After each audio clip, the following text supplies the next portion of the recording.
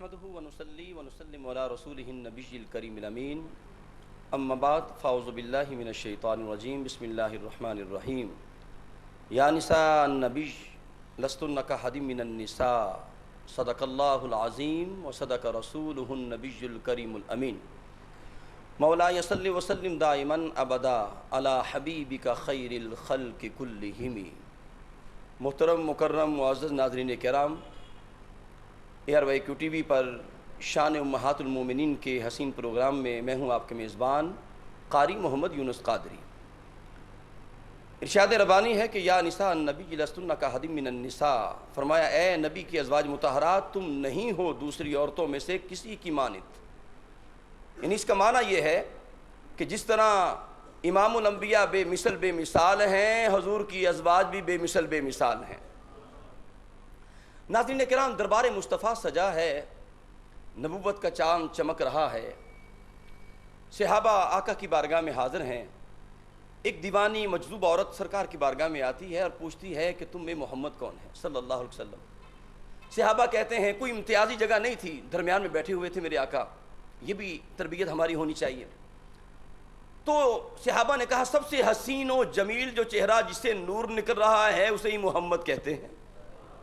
وہ آئی اور نبی کی بارگاہ میں آ کے سرکار کا ہاتھ تھام کے کہنے لگی میں آپ سے بات کرنا چاہتی ہوں۔ امام الانبیاء کھڑے ہو گئے، کہنے لگی یار یہاں نہیں میں نے بات کرنی، میں نے باہر بات کرنی ہے۔ کڑی دھوپ میں، کڑی دھوپ ہے، سخت دھوپ ہے، اور امام الانبیاء کو جا کے پتھروں پہ کھڑا کر دیا اور اپنی آبیتی سنا رہی ہے، فلاں نے میرے ساتھ یہ کیا، فلاں نے یہ کیا، فلاں نے یہ کیا۔ سیدنا عمر فاروق رضی اللہ تعالیٰ عنہ کھڑے ہیں اور دیکھ رہے ہیں کہ عجیب عورت ہے، امام الانبیاء کے نرم و نازک پاؤں ہیں اور جناب کڑی دھوپ میں کھڑا کر دیا ہے۔ کرتے کیا، خود تو سرکار کھڑے ہیں۔ کافی دیر وہ اپنی بات کرتی رہی، اپنی آبیتی سناتی رہی۔ اپنی مرضی سے جب گئی تو عمر فاروق نے عرض کی یا رسول اللہ یہ دیوانی مجذوب پگلی عورت ہے، اس کی مدینہ میں کوئی نہیں سنتا۔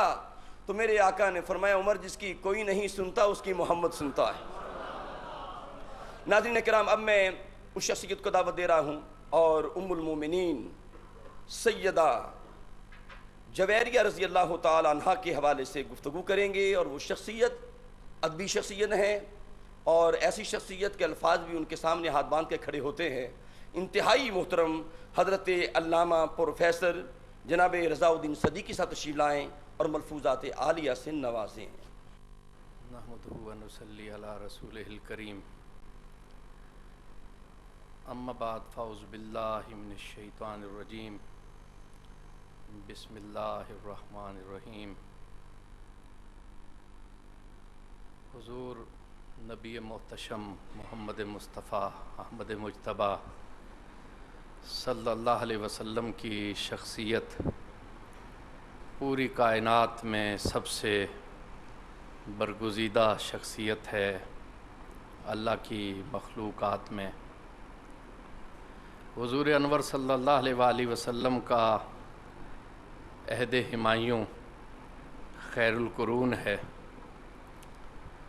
اور وہ لوگ جو حضور اکرم صلی اللہ علیہ وآلہ وسلم کے دائرہ صحبت میں آ گئے، جن لوگوں کو نبی کریم صلی اللہ علیہ وسلم کا چہرہ انور دیکھنا نصیب ہوا، وہ لوگ انبیاء کرام کے بعد کائنات کے سب سے برگزیدہ لوگ ہیں۔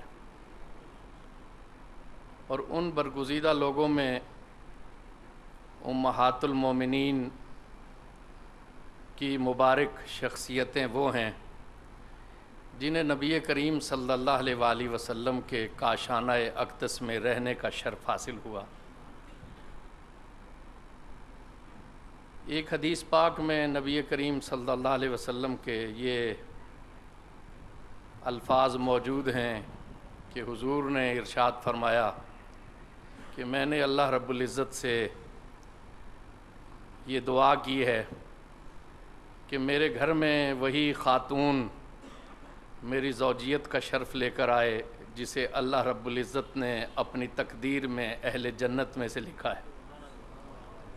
تو وہ مبارک شخصیتیں ہیں کہ جنہیں دنیا میں نبی کریم صلی اللہ علیہ وسلم کے بیت مبارکہ میں سکونت کا شرف حاصل ہوا، وہ اعلیٰ علیین میں نبی کریم صلی اللہ علیہ وسلم کے یقیناً ہمراہ ہیں، اور جنت الفردوس میں، جنت کے اعلیٰ مقامات میں انہیں نبی کریم صلی اللہ علیہ وآلہ وسلم سے رفاقت کا شرف حاصل ہوگا۔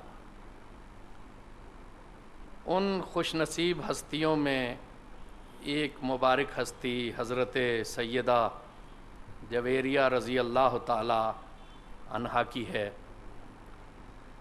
یہ قبیلہ بنو مستلق کے سردار حارث بن درار کی بیٹی ہیں۔ اللہ رب العزت نے انہیں ظاہر کی صلاحیتوں سے، ظاہر کے حسن و جمال سے، شخصیت کے روب و جلال سے اور باطن کی طہارت دونوں سے نوازا ہے۔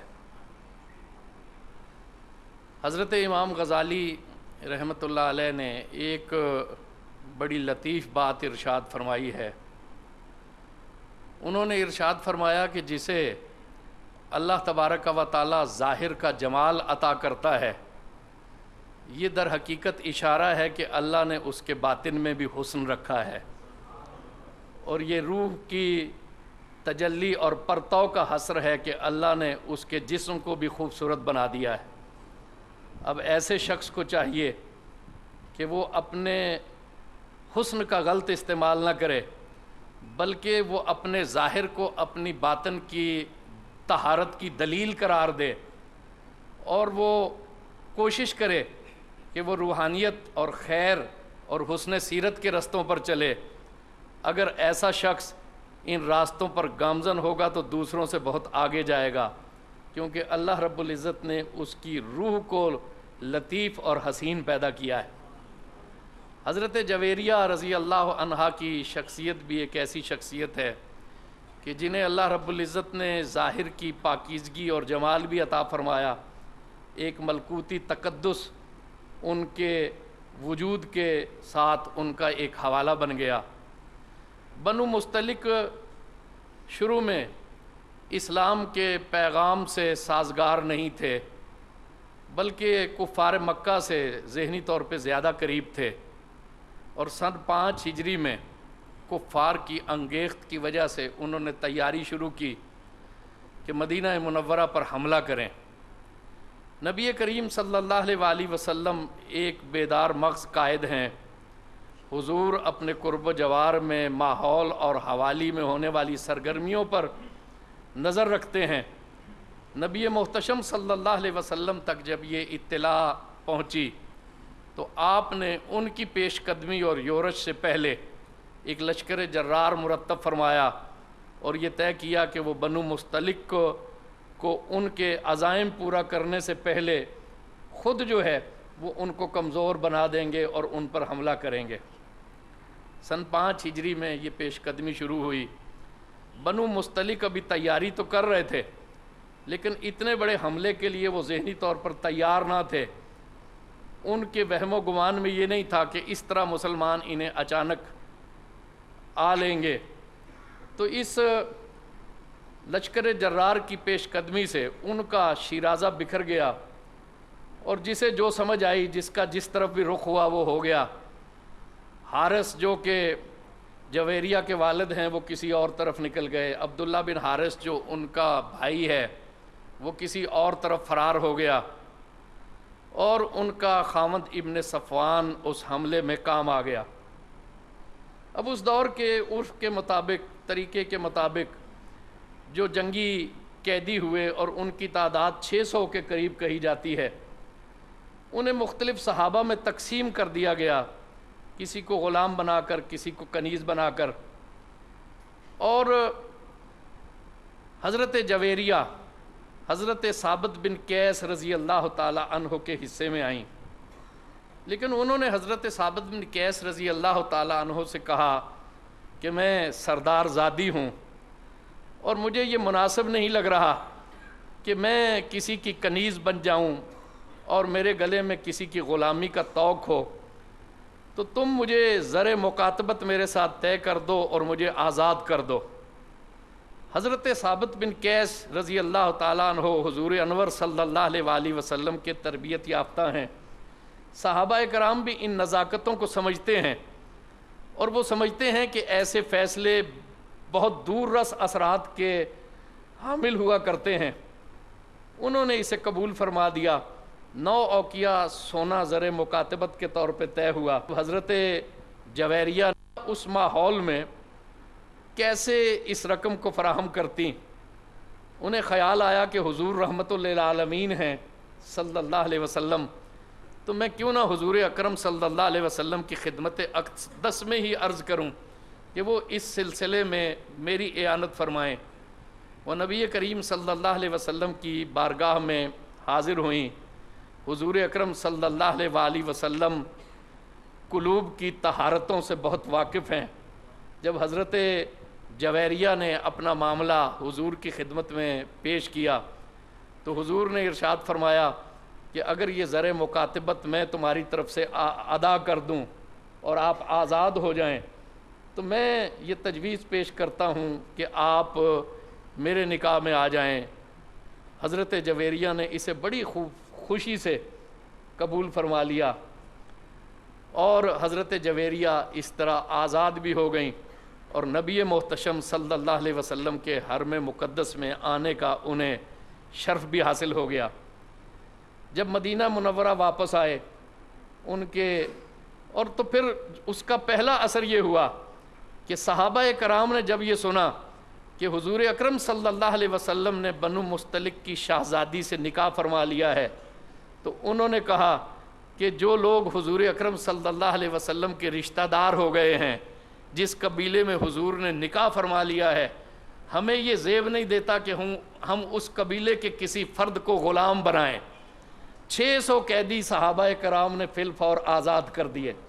حضرت عائشہ صدیقہ رضی اللہ تعالی عنہا فرماتی ہیں کہ اس زمانے کی کوئی بھی عورت اپنی قوم کے حق میں اتنی مفید ثابت نہیں ہوئی جتنی کہ جویریہ اپنے قبیلے والوں کے حق میں ثابت ہوئیں۔ حضور مدینہ تشریف لے آئے، اس قبیلے کے لوگ حضور کے خلق کی وجہ سے دائرہ اسلام میں آنے لگ پڑے۔ حارث کو یہ خبر ملی کہ ان کی بیٹی غلام قرار پائی ہیں، کنیز قرار پائی ہیں، ادھوری سی خبر ان تک پہنچی تو انہوں نے کچھ سامان مجتمع کیا اور چاہا کہ مدینہ شریف حاضر ہو کر اپنی بیٹی کی آزادی کے لیے حضور اکرم صلی اللہ علیہ وسلم کی خدمت میں درخواست پیش کریں۔ مدینہ کے قریب پہنچے تو 2 اونٹ ان کے سامان میں ایسے تھے جو انہیں بڑے پسند تھے اور اس زمانے کے اعتبار سے بہت قیمتی تھے۔ انہوں نے ان اونٹوں کو وادی میں چھپا دیا اور باقی اسباب لے کر حضور اکرم صلی اللہ علیہ وسلم کی خدمت عالیہ میں حاضر ہوئے اور عرض کرنے لگے کہ جویریہ میری بیٹی ہے، وہ ایک سردار کی بیٹی ہے، مناسب نہیں ہے کہ وہ غلامی میں ہو۔ حضور اکرم صلی اللہ علیہ اور یہ میرا مال اسباب جو بھی ہے آپ قبول فرما لیں اور میری بیٹی کو آزاد فرما دیں۔ حضور نے مسکرا کر فرمایا کہ جو اونٹ تم وادی میں چھپا آئے ہو پہلے وہ بھی لے آؤ تو پھر اس پہ بات کریں گے۔ وہ حیران رہ گئے اور بے ساختہ ان کی زبان سے نکلا اشہد ان لا الہ الا اللہ و اشہد ان محمدً عبدہ و رسولہ، کہ میرے اس عمل سے کوئی شخص واقف نہیں ہے، کوئی اس سے پہلے مدینہ میں آپ کی خدمت میں حاضر نہیں آیا۔ اگر اللہ نے آپ کو اس خبر سے مطلع فرما دیا ہے تو یقیناً آپ اللہ رب العزت کے سچے رسول ہیں۔ پھر انہیں بتایا گیا کہ ان کی بیٹی تو آزاد ہو گئی ہے اور نبی محتشم صلی اللہ علیہ وسلم کے کاشانہ اقدس میں ام المومنین کی حیثیت سے رہ رہی ہیں، تو انہیں اس پر بڑی تسلی ہوئی۔ اور ایک ایسا واقعہ ان کے بھائی کے بارے میں بھی کہا جاتا ہے کہ اسے خبر ملی تو اس نے بھی چاہا کہ میں مدینہ منورہ حاضر ہو کر حضور کی خدمت میں اسی طرح کی درخواست پیش کروں، اور اس نے اپنا تمام اسباب ہی کہیں رستے میں چھپا دیا اور حضور کی خدمت میں حاضر ہو کر کہا کہ آپ کی سخاوت کا، دریا دلی کا اور رحمت للعالمینی کا بہت شہرہ سنا ہے، تو آپ جویریہ کو آزاد فرما دیں، میرے لیے افتخار کا باعث ہوگا۔ حضور اکرم صلی اللہ علیہ وسلم نے اس سے بھی فرمایا کہ تم اپنا مال اسباب تو اس راستے میں چھپا آئے ہو اور یہ کہہ رہے ہو کہ میرے پاس کچھ بھی نہیں ہے۔